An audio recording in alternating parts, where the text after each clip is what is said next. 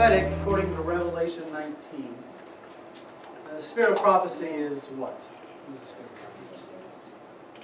What? The testimony of Jesus, the spirit of prophecy.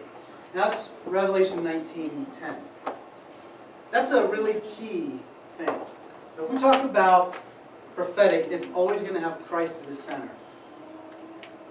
And if it doesn't, then it's something else that you want to stay away from. When we explore and do new things, it's always going to bring a further revelation of Christ. It should always bring us closer to Him.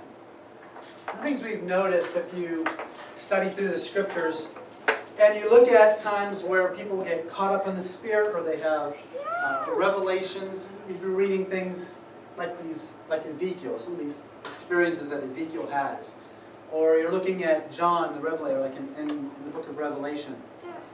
When you see these people having experiences, one of the things that we notice is almost every time when they get caught up in the Spirit, one of the first things that happens is they see Jesus.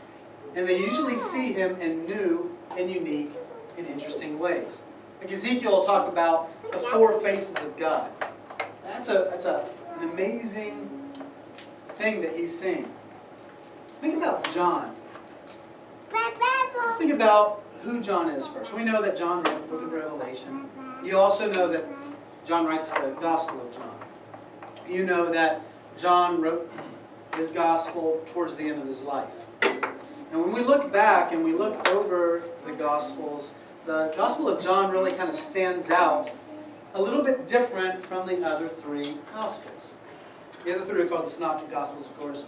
But the book of John kind of stands out a little bit different. And it's interesting because John's writing this at the end of his life.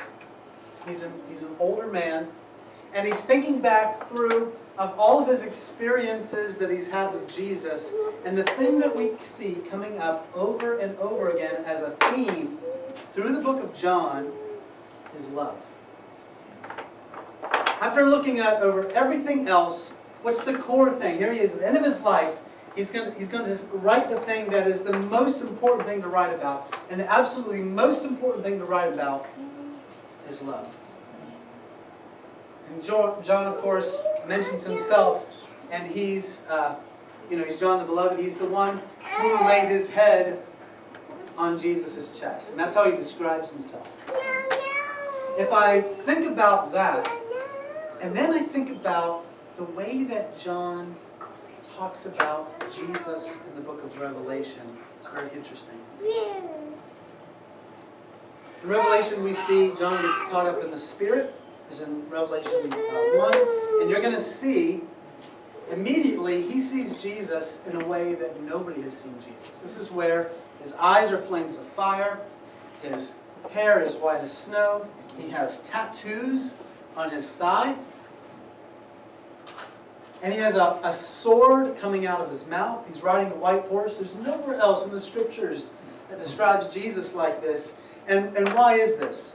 Why does John have the privilege of being able to see Christ as He is coming back? Why does he get to do that? I believe he gets to do that because he's the one that was close to Jesus. If we talk about prophetic, we're really talking about being close to Jesus.